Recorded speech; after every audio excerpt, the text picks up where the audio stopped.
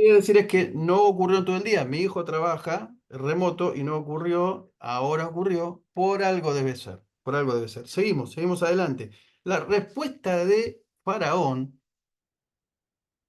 a Moisés es: ¿quién es Jehová para que yo oiga su voz y deje ir a Israel? Yo no conozco a Jehová. Es decir, no sé quién es, ni me interesa. Cuando alguien pregunta, cuando alguien hace una definición de que entre la ignorancia y la indiferencia, debería decir, no sé ni me importa. ¿Sí? Ese es típico de un corazón faraónico. ¿Quién es Dios? No sé quién es. Y tampoco me interesa en conocerlo. Y esto hizo posible, por la demanda de Moisés para que salga al pueblo, hizo posible que mayor carga en el pueblo los egipcios le dieran. Es decir, antes tenía que, se les suministraba la paja para hacer el ladrillo, la masa y lo que ellos trabajaban, pero ahora debían ellos recoger la paja, es decir, como la materia prima, pero sin bajar la producción, con lo cual agravó el trabajo. Y esto hizo posible que el pueblo comenzara a enfadarse, a enojarse con la demanda de Moisés. Y esto es con frecuencia lo que ocurre cuando Dios comienza a emancipar al hombre del pecado. Comienzan a aumentar los problemas, las dificultades. ¿Sí? Acá hay dos lecturas. Podemos pensar que Dios, de alguna manera, hacía posible que se agravaran más las cargas para que ellos por fin quisieran dejar Egipto, o que en realidad el diablo estuviera interfiriendo para que se complicaran más las cosas. Y decir, cuando los israelitas le recriminaron a Moisés por la consecuencia, Dios se le revela como el Dios omnipotente. Cuando esto ocurre, Dios se revela a Moisés como se le había revelado a Abraham, pero con el nombre de Jehová. No quiere decir que antes no se había revelado a los patriarcas con el mismo nombre, pero ahora tal vez no conocían plenamente el significado de este título, Jehová. En 4:22 dice, Él es mi hijo. Dios le había dicho a Faraón, yo te he dicho que dejes ir a mi hijo. Dios ya le había dicho, Dios le había dicho a Faraón que deje ir a su hijo. Miren qué interesante, porque Israel es el pueblo, pero también es el hijo de Dios. Acá hay una paternidad, una especie de amor de padre hacia el hijo que lo ve en una situación grave de esclavitud y le había dicho de alguna manera a Faraón, ya te he dicho que dejes ir a mi hijo. Es decir, no hay memoria de lo que Israel estaba haciendo en Egipto en la época de José. ¿Recuerdan? Porque estos son faraones que se levantan y no recordaron lo que había ocurrido, porque Egipto, el esplendor de Egipto, la riqueza de Egipto, es producto de la gestión de José. Entonces, por miedo, como el pueblo, recuerden, crecía, se multiplicaba y más lo oprimían, más se multiplicaba. Por miedo a que el pueblo se volviera en contra del gobierno, viene esta opresión, viene esta esclavitud.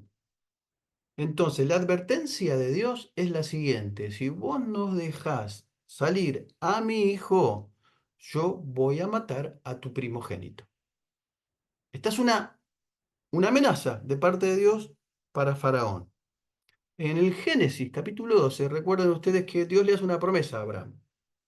¿Cuál es la promesa? La promesa es de bendición para los que lo bendicen, pero también es de una maldición para aquellos que lo maldicen.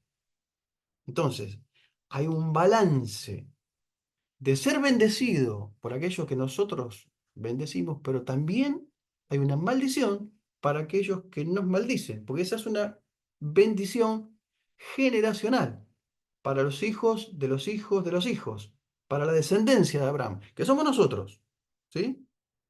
Bueno, como les dije recién, no sé si lo captaron cuando si se cortó, hay una cuestión personal, no es Moisés, no es Aarón contra Faraón, sino que es ahora Dios contra Faraón. Bueno, la entrevista es muy interesante. Cuando ellos se presentan, en 5, capítulo 5, versículo 1, se presentan ante el faraón. Dios dice, deja que el pueblo vaya y celebre fiesta del desierto. Fácil, simple, una petición simple. Es decir, van, celebran y vuelven. Pero el corazón faraónico, ¿qué dice? De ninguna manera. No conozco a Dios. No le interesa conocer. No saben quién es. Y comienza el tiempo de las señales. Entonces, ante Faraón, Dios le había dado recursos, ¿se acuerdan? La vara. Eso es lo que mencioné hace un ratito, antes que se cortara, creo que lo captaron, no me acuerdo, pero no sé bien, pero sí creo que lo captaron. La vara era una extensión del cuerpo de la vida de Moisés. Entonces, cuando echa la vara al suelo, se convierte en culebra o serpiente. ¿Y qué pasó? Los brujos, los magos de Faraón, hacen exactamente lo mismo. La diferencia es que la culebra o la culebra de Moisés se devora a las demás. Miren, esto es muy interesante porque este método, el de la magia, el ocultismo, siempre estuvo relacionado en lugares altos, siempre estuvo relacionado en esferas del gobierno. En todas las épocas, en todos los países, en todas las sociedades y no excluye a la Argentina. No sé si ustedes saben, pero se los comento y siempre es a modo no de crítica, sino para orar. La esposa del gobernador de la provincia de Buenos Aires, tiene un título en letras y ocultismo. Entonces, nosotros que necesitamos y debemos orar por las autoridades, tenemos que tener ciertas cosas en cuenta, ¿sí? Y sobre todo después a la hora de votar. Bueno, es licenciada en letras y ocultismo. Ese es el currículum. Si ustedes van, ven el currículum de ella, es ese. Bueno, comienza el juicio de Dios a través de las 10 plagas. Recuerden, los tienen en el libro. Plaga, la traducción para plaga es golpe o herir, en el hebreo, dar golpes o herir. En realidad fueron de alguna manera la respuesta de Dios a Faraón cuando dijo esa desafortunada frase, no sé quién es, ni me interesa. Bueno, Dios le va a contestar de esta manera. Es interesante saber que Egipto rendía culto a la naturaleza. Ellos hacían de la naturaleza sus dioses. El Nilo, la tierra, las ranas, la serpiente. En realidad no eran dioses, estaba en su imaginación, en el imaginario colectivo de la gente. La gente deifica cosas que no son dioses, porque son cosas materiales. Lo vamos a ver muy bien después en los mandamientos eso. Y entonces, de alguna manera, Dios lo que tiene que hacer es, o de alguna manera lo que hace en realidad es derrocar esas deidades egipcias. Entonces, el primer milagro, sí, porque también son milagros. La primer plaga, la primer señal tiene que ver con el Nilo. El Nilo se convierte en sangre. Ustedes saben que la mayor concentración de milagros, de señales, es en la época de Moisés, en la época de Eliseo y en la época de Jesús. No significa que esta es una época de milagros también. No estoy diciendo eso. No estoy diciendo lo contrario, quiero decir. También la sucesión apostólica nos dio la posibilidad de que sea épocas de milagros. No hay una secesión de milagros. Es decir, pero la mayor concentración en la historia bíblica, en toda la Biblia, tiene que ver con la época de Moisés, con la época de Eliseo y con la época de Jesús. Entonces, comienza el primer round. ¿Cuál es? ¿cuál es la primera plaga? Bueno, el Nilo se convierte en sangre. Capítulo 7 del 14 al 25. Este fue un golpe contra Api, la deidad de las inundaciones del Nilo, que tenía también la forma de serpiente. Entonces, dice Dios, tomen la vara, tocan el río con la vara y el Nilo se convirtió en sangre. ¿Es la primera vez que el Nilo se convierte en sangre? Pregunto, piensen un poquito.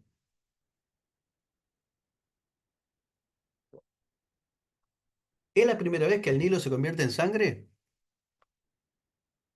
No, no es la primera vez. Piensen un poquito, ¿cuándo el Nilo se tiñó de sangre? La muerte de los niños. Exactamente, cuando Faraón le dijo a las parteras, arrojen los niños, no las niñas, los niños de las hebreas al Nilo. Eran el bocadillo predilecto de los cocodrilos. Los cocodrilos eran considerados también dioses. ¿Y pueden imaginar ustedes el río Nilo teñido de la sangre de los niños? Bueno, de alguna manera, ahora Dios les está diciendo, como ustedes hicieron eso, yo les voy a hacer entrar en una reflexión. Todo el Nilo se convirtió en sangre. No solamente el Nilo, sino el agua que tenían en las casas, el agua de los vasos, el agua de las copas, todo lo que contenía agua se transformó en sangre. Dios les está dando un golpe de efecto muy fuerte, muy grande, porque el Nilo es su Dios.